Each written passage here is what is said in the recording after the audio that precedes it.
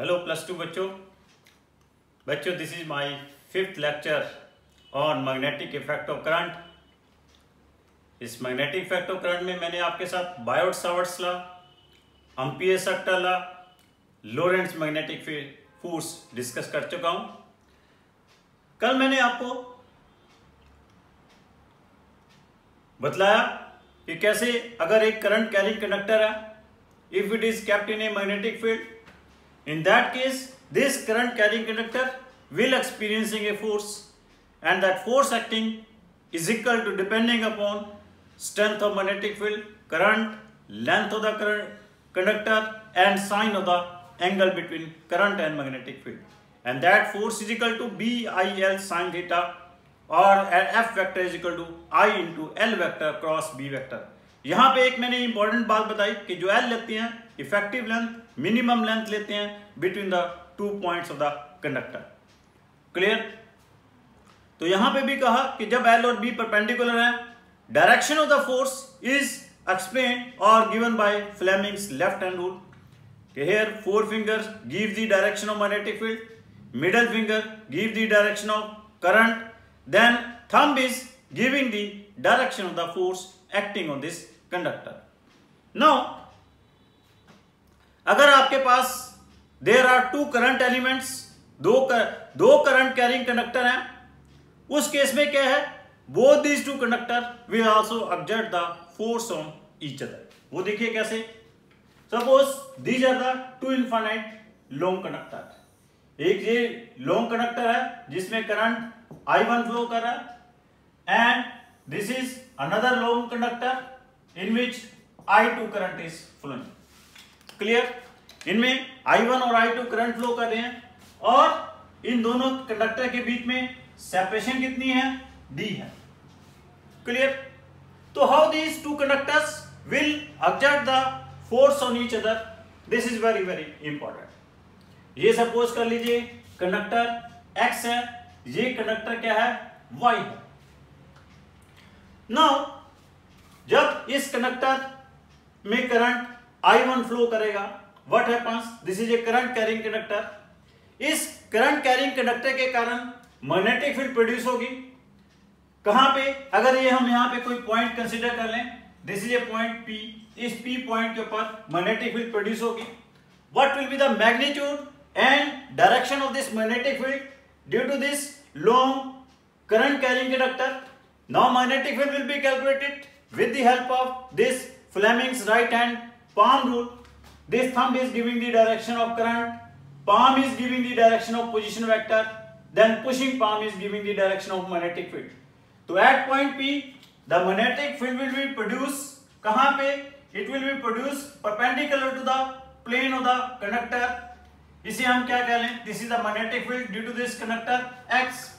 Now what is the magnitude of this magnetic field due to long state conductor के कारण जो magnetic field produce होती है वो कितनी होती है, mu naught I upon 2 pi r। What is here r? r is here d। तो how much magnetic field is produce, bx, that is equal to mu naught I upon 2 pi d। ये आपके पास magnetic field produce होगी। अब देखिए इस magnetic field के कारण इस कंडक्टर Y के ऊपर फोर्स एक्ट करेगी। जैसे मैंने आपको लास्ट लेक्चर में बताया, अगर मैं Y कंडक्टर की लेंथ L ले लेता हूं तो L लेंथ के ऊपर इस Y कंडक्टर के ऊपर कितनी फोर्स एक्ट करेगी। लेट अस चेक इट कि आपके पास वो फोर्स क्या होगी, F on Y, that will be equal to magnetic field due to X, current flowing in Y, that is I2 into L। What is Bx? Mu naught I upon 2 pi d, I1 2 pi d into, this is here I1, so this is I2 L। So this is the force acting on a current carrying conductor, force acting on a conductor Y in which I2 current is flowing due to a conductor in which current I1 is flowing। Now the question is here, what will be the direction of this force? Now direction of this force will be calculated with the help of Fleming's left hand rule। here direction of magnetic field is this one, clear.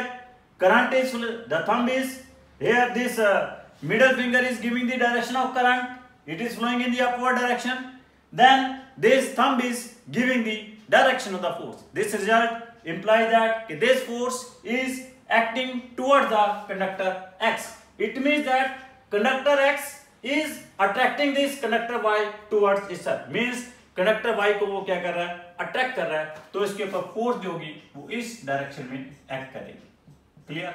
So this is the direction of the force. और we can say here force per unit length क्या होगी, that will be mu nought I1 I2 upon 2 pi D. This is the force per unit length.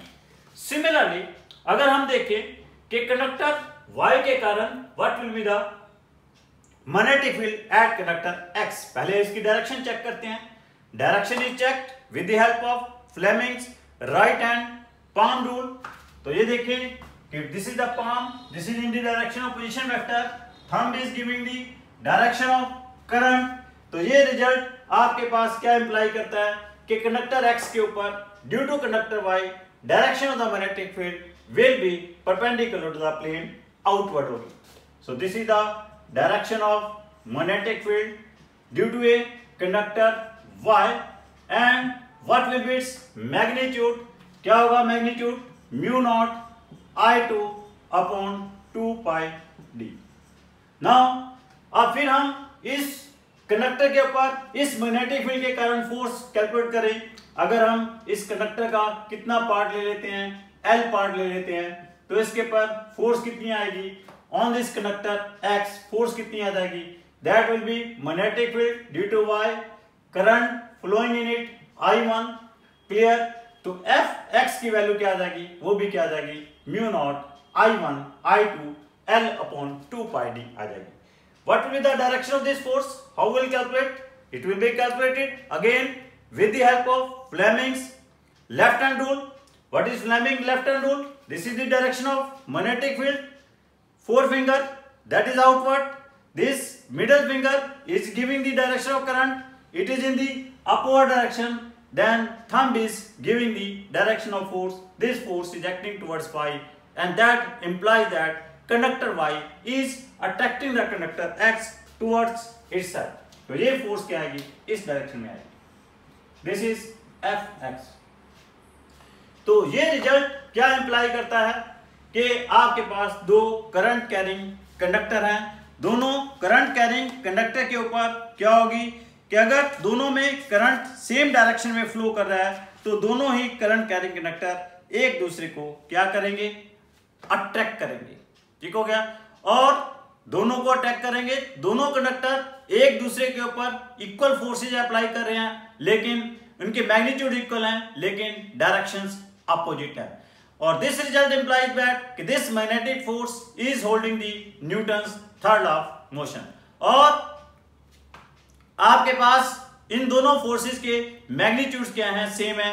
Force per unit length in दोनों conductors के ऊपर कितनी act कर रही है, that is mu nought I1 I2 upon 2 pi d act कर रही है. अगर आपके पास दोनों में करंट अपोजिट डायरेक्शन में हो, इसमें अपवर्ड फ्लो कर रहा है, इसमें डाउनवर्ड फ्लो कर रहा है, अगर यहां पे करंट क्या होता, नीचे की तरफ फ्लो कर रहा था, ऊपर की बजाय करंट नीचे की तरफ फ्लो कर रहा था, तो इस केस में इसके ऊपर जो फोर्स की डायरेक्शन आनी थी वो फोर्स की डायरेक्शन क्या बन जाएगी. अब करंट क्या है, नीचे जा रहा है, magnetic field perpendicular to the plane of the vapour ही है, करंट नीचे जा रहा है, तो फोर्स की डायरेक्शन टुवर्ड्स X की बजाय इस केस में फोर्स की डायरेक्शन क्या हो जाएगी, अपर away from the Y हो जाएगी. This will be the direction of the force. Clear? Now, अब जो magnetic field produce होगी due to Y at X, instead of dot, it will be क्या होगा, perpendicular to the plane inward आएगी. Clear? Now, अब magnetic field की direction opposite होगी.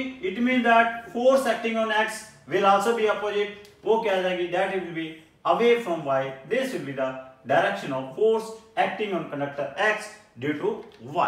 So this result implies that कि अगर दोनों में करंट क्या है, अपोजिट डायरेक्शन में फ्लो कर रहा है, तो दोनों ये करंट कैरिंग कंडक्टर एक दूसरे को क्या करेंगे, रिपेल करेंगे. ठीक हो गया। करंट सेम डायरेक्शन में है, फोर्स अट्रैक्टिव नेचर की होगी। करंट अपोजिट डायरेक्शन में है, रिपल्सिव नेचर की होगी। और magnitude of force per unit length on this conductor क्या होगा, mu nought I1 I2 upon 2 पाई होगा। तो बहुत ही अच्छा इसके ऊपर एक क्वेश्चन आ जाता है, वेरी इंपॉर्टेंट क्वेश्चन, कि आपके पास एक रेक्टेंगुलर कॉइल है। What is this rectangular coil? In this rectangular coil एक करंट फ्लो कर रहा है। Here is a rectangular coil, this is A rectangular coil ABCD एक रेक्टेंगुलर कॉइल है और इसकी लेंथ कितनी है, L है, ब्रेड्थ कितनी है, B है, और इसमें करंट I फ्लो कर रहा है। कितना करंट फ्लो कर रहा है, I करंट फ्लो कर रहा है। इस रेक्टेंगुलर कॉइल के डिस्टेंस x के ऊपर एक इनफाइनाइट लॉन्ग कंडक्टर पड़ा हुआ है जिसमें करंट क्या कर रहा है, जिसमें भी I करंट फ्लो कर रहा है। तो क्वेश्चन इज आस्क्ड कि what is the magnitude and direction of the net force acting on the coil ABCD। हमारे पास ABCD के ऊपर आपके पास मैग्नीट्यूड और डायरेक्शन ऑफ द फोर्स निकालनी है। क्लियर? अब देखिए, अब जो ABCD कॉइल है इसकी दो साइडें हैं, AD और BC। ये दोनों साइडें इस कंडक्टर के क्या है, परपेंडिकुलर है। अब और क्या है, इनकी पोजीशन भी क्या है, सेम है। अगर हम करंट के कारण, इस करंट कैरिंग कंडक्टर के कारण, इसके कारण मैग्नेटिक फील्ड देखें तो क्या होगा, यहाँ पे मैग्नेटिक फील्ड क्या आएगी, perpendicular to the plane of the paper, outward आएगी। तो ये मैग्नेटिक फील्ड की डायरेक्शन क्या है, perpendicular to the plane of the paper, outward है। इसमें करंट किधर एक्ट कर रहा है, फ्लो कर रहा है, ऊपर की तरफ एक्ट कर रहा है, तो इसके ऊपर फोर्स क्या होगी, इस डायरेक्शन में एक्ट करेगी। सिमिलरली BC के ऊपर फोर्स अगर हम देखेंगे तो BC के ऊपर भी फोर्स क्या होगा, AD की तरफ एक्ट करेगी। इस तरह से AD और BC के ऊपर जो फोर्स एक्ट करेगी उनके मैग्नीट्यूड्स क्या होंगे, सेम होंगे, और डायरेक्शन अपोजिट होगी। लाइन ऑफ एक्शन भी क्या होगा, इनका सेम होगा, they are having the same line of action. इस तरह से AD और BC के ऊपर नेट फोर्स क्या करेगी, 0 एक्ट करेगी। अब देखें कि फोर्स किसके कारण, AB और CD के ऊपर, AB के ऊपर जो फोर्स है due to this long carrying conductor के कारण फोर्स जो एक्ट करेगी वो कितनी एक्ट करेगी, that will be equal to mu naught I square into L divide by 2 pi x force act करेगी, और this is acting on side AB। And what is the direction of force, as AB और long conductor में current क्या है, opposite direction में है। It mean that long conductor AB को क्या करेगा, रिपेल करेगा, क्योंकि अगर करंट अपोजिट डायरेक्शन में आता है फोर्स क्या होती है, रिपल्सिव नेचर की होती है। तो it mean that this is the force acting, direction of force acting on AB। अब रही बात CD के ऊपर जो फोर्स है, CD के ऊपर भी फोर्स का मैग्नीट्यूड क्या हो जाएगा, mu naught I square L upon 2 pi, distance क्या है यहाँ पे, x प्लस b है। अब CD और लॉन्ग कंडक्टर में करंट क्या है, सेम डायरेक्शन में है, तो ये फोर्स क्या होगी, अट्रैक्टिव नेचर की होगी। तो this force act towards AB। So this is the direction of force acting on CD। Clear? AB और CD दोनों फोर्सेस के मैग्नीट्यूड भी डिफरेंट है और लाइन ऑफ एक्शन सेम है। तो इसके कारण नेट फोर्स आपके पास, इन दोनों फोर्सेस के कारण इस कॉइल के ऊपर एक नेट फोर्स एक्ट करेगी। वो नेट फोर्स क्या होगी, इसमें क्या कौन सी फोर्स ज्यादा है, FAB क्या है, ग्रेटर देन FCD है। तो net force acting on this coil ABCD क्या होगा, that is equal to mu naught I square L upon 2 pi x minus mu naught I square L divide by 2 pi x plus b। This is the net force acting on this coil. अब आपके पास AB क्या है, repulsive forces है, वो away जा रही है, CD attractive है, तो नेट फोर्स AB वाली ज्यादा है, नेट फोर्स रिपल्सिव होगी, और ये जो नेट फोर्स आएगी it will be away from the long conductor आएगी। So this is a important question which can be asked on this one. Clear? Now एक यहाँ पे और इंपॉर्टेंट क्वेश्चन आता है, इट इज आस्क्ड कि what is the ratio of the magnetic force and electrostatic force। remember बच्चों, the ratio of the magnetic force जो आपके पास इलेक्ट्रिक फोर्स होती है वो 10⁻27 times stronger than electrostatic force होती है, 10⁻27 times stronger than the magnetic force होती है। Ratio of electric force and magnetic force क्या होती है, that is equal to c²/vd² होती है। क्या इसके बराबर होती है, c²/vd²। Here c is the velocity of light, vd is the drift velocity जिसके साथ आपके पास करंट फ्लो कर रहा है कंडक्टर में। क्लियर। और इसकी वैल्यू जो आती है दैट इज 10⁻27 आती है। तो electrostatic force is 10⁻27 time stronger than magnetic force है। रिमेंबर, अगर किसी कंडक्टर में करंट के जो charge carrier if they are flowing instead of drift velocity of light के साथ फ्लो कर रहे हैं, तब इनमें इनकी रेशियो क्या हो सकती है, सेम हो सकती है। क्लियर। अभी आपने पिछले क्वेश्चन में देखा कि अगर सपोज कर लो कि जो आपके पास दो परपेंडिकुलर वायर थी, अगर उनके ऊपर फोर्सेस के लाइन ऑफ एक्शन डिफरेंट होते तो क्या होना था कि उस जो कॉइल पड़ी थी वो कॉइल आपके पास क्या कर सकती थी, रोटेट कर सकती थी। तो मींस नेक्स्ट आर्टिकल है हमारे पास कि torque acting on A current carrying coil when it is kept in a uniform magnetic field. Sorry, suppose करो कि ये आपके पास एक यूनिफॉर्म मैग्नेटिक फील्ड है। इस यूनिफॉर्म मैग्नेटिक फील्ड में आपके पास एक करंट कैरिंग कॉइल पड़ी हुई है। This is A current carrying coil ABCD। ABCD आपके पास एक करंट कैरिंग कॉइल है। कहां पे पड़ी हुई है, ये यूनिफॉर्म मैग्नेटिक फील्ड में पड़ी हुई है। इसमें जो करंट है ऐसे फ्लो कर रहा है, क्लॉकवाइज डायरेक्शन में इसमें करंट फ्लो कर रहा है। Clear. Now length of this coil कितनी दी हुई है, दैट इज गिवन L, और इस कॉइल की जो ब्रेड्थ है वो कितनी दी हुई है, B दी हुई है। और कॉइल मैग्नेटिक फील्ड के साथ कितना एंगल बना रही है, थीटा एंगल बना रही है। Let instead of theta let it is making an angle alpha angle बना रही है। अब मैं क्या कह रहा हूं कि जब ये कॉइल ऐसे मैग्नेटिक फील्ड में पड़ी हुई है तो इस कॉइल के ऊपर क्या होगी, एक टॉर्क एक्ट करेगी। Why the torque will act on it. अब देखिए कॉइल कुछ नहीं है, कॉइल कंसिस्ट ऑफ 4 कंडक्टर्स जिनमें करंट फ्लो कर रहा है। कितना करंट फ्लो कर रहा है, सब में I करंट फ्लो कर रहा है। ब्रेड्थ वाली साइड जो है इसकी लेंथ B है और लेंथ वाली साइड क्या है, I है।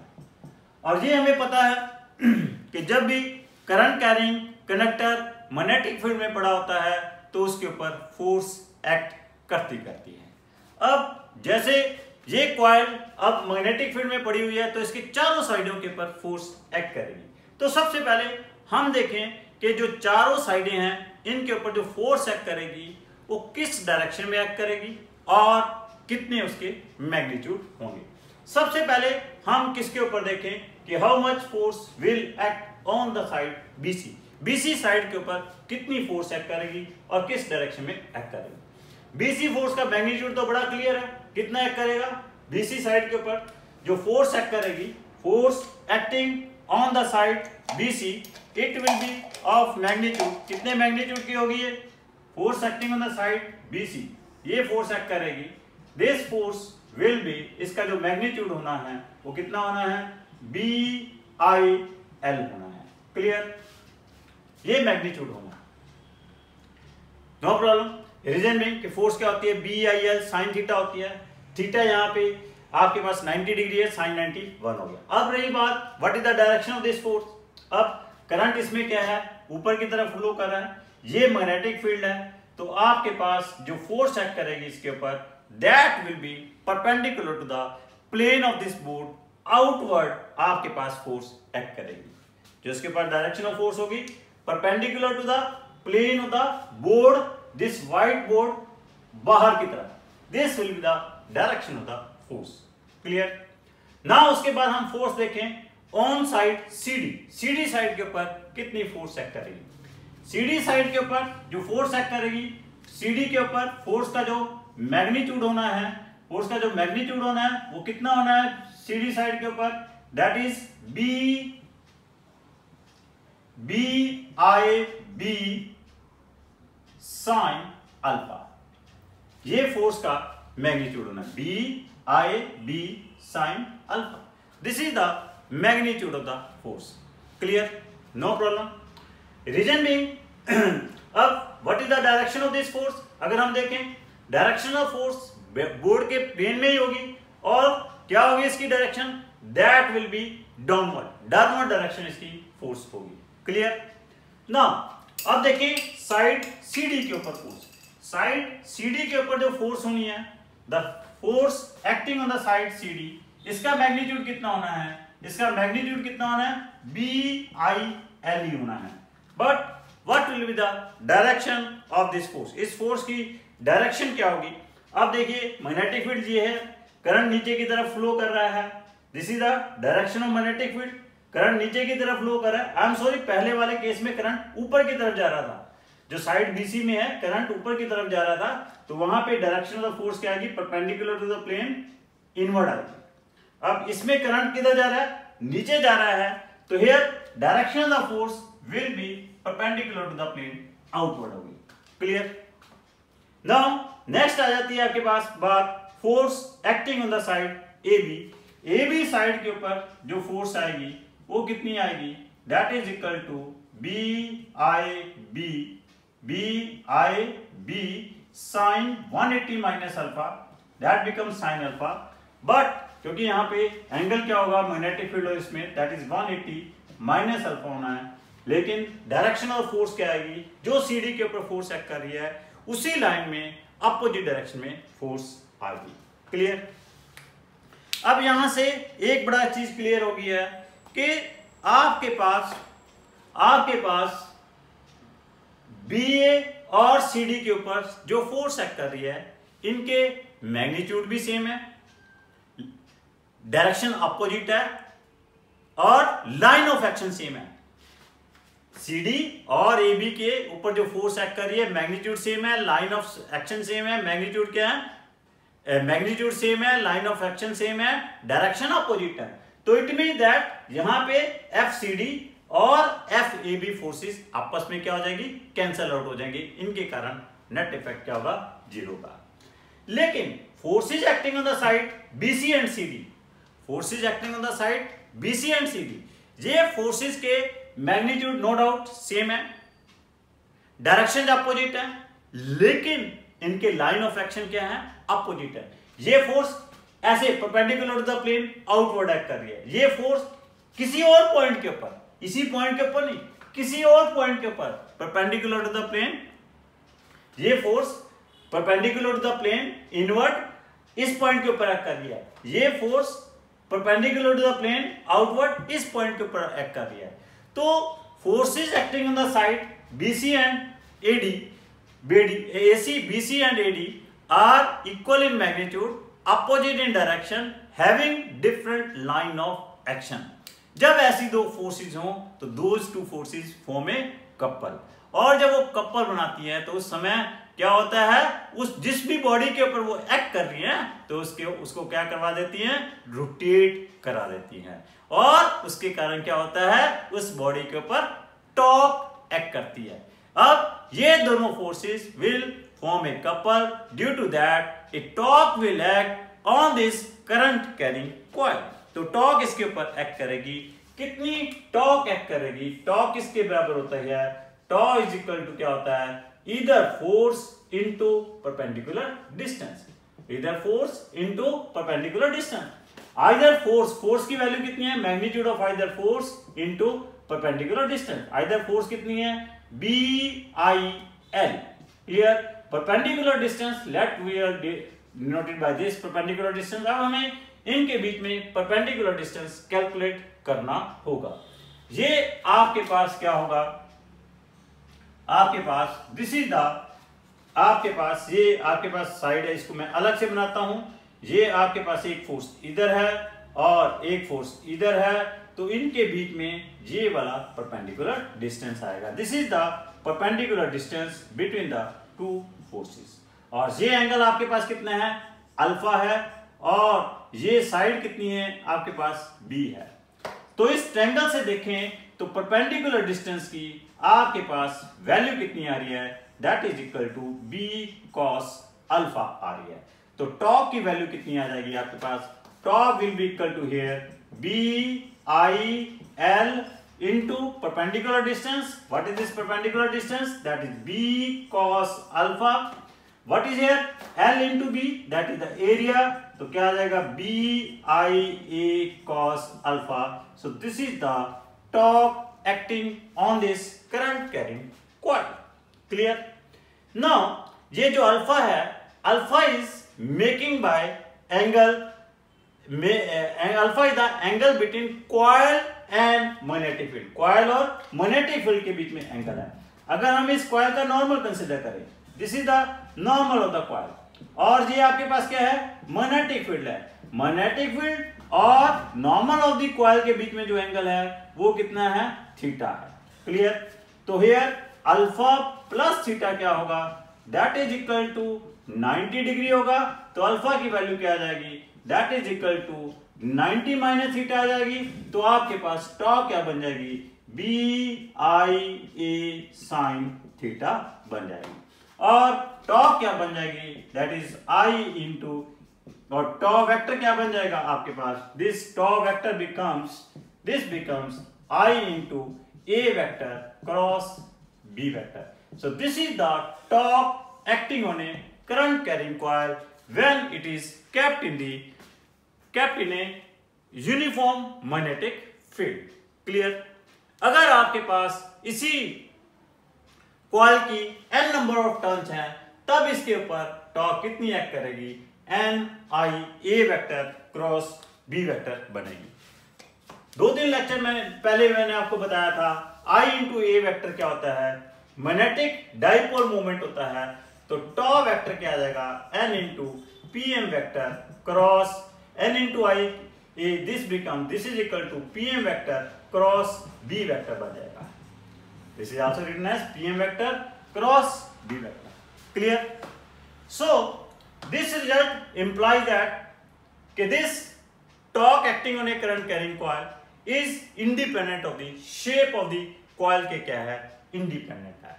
ये सिर्फ किन किन फैक्टर्स के ऊपर डिपेंड कर रही है, एंगल के ऊपर डिपेंड कर रही है, करंट के ऊपर डिपेंड कर रही है, एरिया के ऊपर डिपेंड कर रही है, और स्ट्रेंथ ऑफ मैग्नेटिक फील्ड के ऊपर डिपेंड कर रही है। अगर यही कॉइल यहां पे इसी कॉइल का जो नॉर्मल है मैग्नेटिक फील्ड के साथ जीरो एंगल बना रहा है, तो उस केस में इसके ऊपर टॉर्क क्या होगी, जीरो होगी। So when A current carrying coil, normal of the current carrying coil is in the direction of magnetic field, in that case no torque will act. And when normal of the coil is perpendicular to the direction of the magnetic field, in that case it will experience maximum torque. वो कितनी होगी, NBIA होगी। इसे हम कैसे याद रख सकते हैं, बीना, BINA, बीना से हम इसको याद रख सकते हैं। उस केस में मैक्सिमम टॉर्क एक्ट करेगी। How we will explain the direction of torque? It is very clear, as it is a cross product of a vector and b vector, so its direction can be explained with the help of Fleming's right hand thumb rule. If we curl our fingers from A to B, अगर हम अपनी fingers को A से B की तरफ curl करते हैं, तो ये जो थंब है that will give the direction of this torque, वो टॉर्क की डायरेक्शन को रिप्रेजेंट करेगा। यहां पे एक बहुत बड़ी पॉइंट है कि जब ये यूनिफॉर्म मैग्नेटिक फील्ड में रखा है, तो इस कॉइल को जब यूनिफॉर्म मैग्नेटिक फील्ड में रखी है, तो इस कॉइल के ऊपर सिर्फ टॉर्क ही एक्ट करेगी, नो फोर्स विल एक्ट। इसके पास सिर्फ रोटेशनल मोशन होगा, कोई ट्रांसलेशनल मोशन नहीं होगा। But when it is kept in a non uniform magnetic field, उस केस में क्या है, it will experience torque as well as force, दोनों ही इसके ऊपर एक्ट करेगी जब हम इसको नॉन यूनिफॉर्म मैग्नेटिक फील्ड में रखेंगे। So thank you very much +2 बच्चों। तो +2 बच्चों, इसको नेक्स्ट लेक्चर में हम कंटिन्यू रखेंगे, कुछ छोटी छोटी प्रॉब्लम बतलाएंगे आपको इसके ऊपर। और बच्चों, जैसे पता है ये सारी की सारी मेरी क्लासेस इस राष्ट्र को समर्पित हैं, इस राष्ट्र के कोरोना वॉरियर्स को समर्पित हैं, पीएम केयर फंड को समर्पित हैं। बच्चों, इस कोरोना महामारी से बचने के लिए आपको 3 W's का ख्याल रखना है। पहला W है wash your hands, second W है वियर योर मास्क, और थर्ड W है watch your social distance. When you will care about these 3 W's, you will be safe in this corona pandemic. Clear? आपने इन 3 W's को adopt करके स्वस्थ रहना है, सुरक्षित रहना है, जागरूक रहना है, जागृत रहना है और कोरोना को हराना है और इस विश्व को जिताना है। तो इसके लिए हम शांति पाठ भी करेंगे।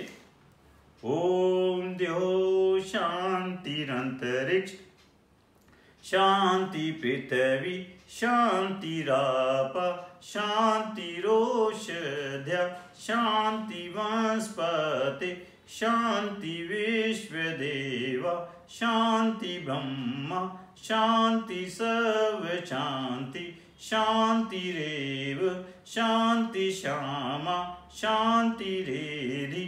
ओम शांति शांति शांति।